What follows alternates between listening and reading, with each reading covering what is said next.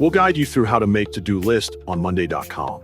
Quick disclaimer, skipping a single step will affect your final result. So you need to follow this step-by-step guide carefully. If this guide helpful, don't forget to like and subscribe. First, don't forget to comment if you still need our help or want to ask something, and we will reach you as soon as possible. Second, open your browser on your computer and make sure you have a stable internet connection before accessing monday.com. Go to monday.com by entering the website address into the address bar. Click Go to My Account to open the sign-in page and access your workspace. Choose the login method you want to use. For this example, sign in with your email address. Enter your email address in the required field and verify that it is entered correctly before proceeding. Next, type your password into the password field associated with your account.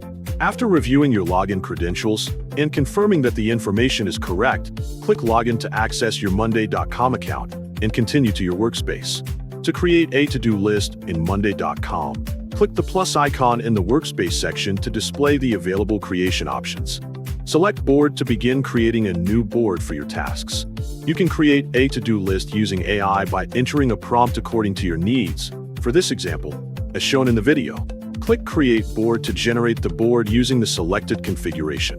You have now successfully created a to-do list in monday.com, and you can customize the columns according to your needs.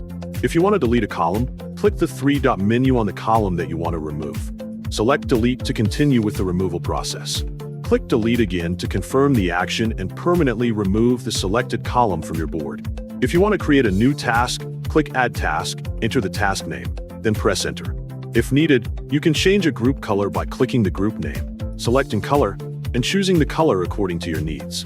Repeat the same process to change the colors of other groups. Then continue customizing your to-do list according to your workflow requirements.